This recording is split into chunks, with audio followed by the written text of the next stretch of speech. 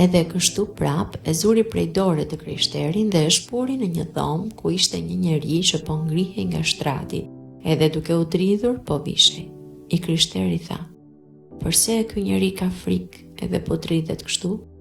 Zgjidhësi atëherë e urdhëroi njeriu t'i tregonte të krishterit shkakun e frikës.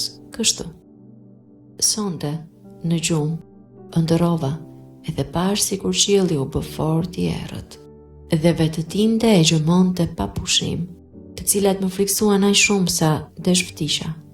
Ngrita syt përpjet në ëndër edhe pash se ret ishin të turbulluara, edhe pastaj dëgjova një zë trumbete fort të lartë dhe pash një njeri që rrinte mbi një re, e cila ishte rrethuar prej mijëra engjësh.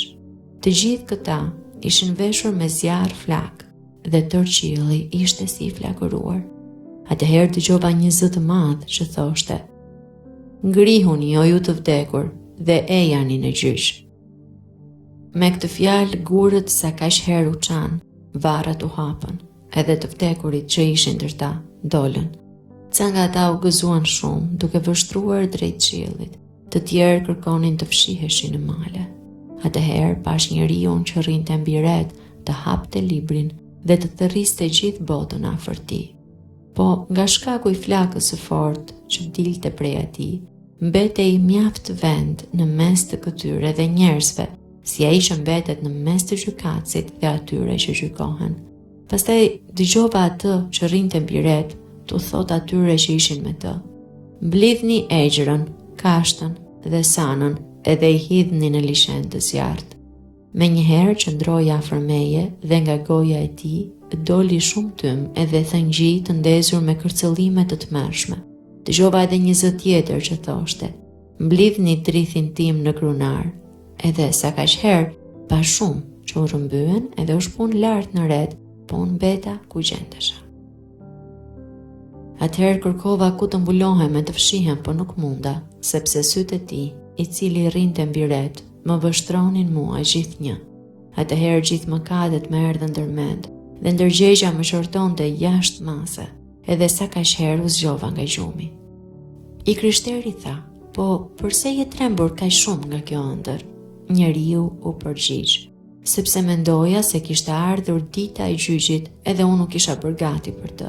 Po më tepër u tremba sepse ëngjëjt morën shumë edhe mua më lan prapa. Pastaj u hap pranë meje qëndresa e mundimit. Ndërgjegja më mundonte duke treguar zemërim." Atëherë zgjidhësi I tha të krishterit: "A I kuptove mirë këto gjëra?" I krishteri u përgjigj: "I kuptova edhe më bën të kem në shpirt shpresë dhe frikë." Zgjidhësi I tha: "Mbaj në mendje fort mirë të gjitha këto, edhe le të jenë si thumba që të shpojnë gjatë udhës që ke për të bërë." Atëherë I krishteri zuri të bëhej gati e të nisej për udhë. Zgjidhësi I thoshte: "Ngushëlluesi qoftë gjithnjë bashkë me ty o I krishteri mirë, që të rrëfej udhën që shpije në qytetin qiellor." Edhe kështu I krishteri mori udhën dhe duke shkuar lexonte: "Këtu dëgjova punë të mëdha, gjëra të frikshme syri im më pa. Ato më forcojnë në udhën që kam rënë dhe pa shpresë kurrë nuk më lën. Sot në këtë ditë unë kuptova punë të çuditshme prej zgjedhësit mësova."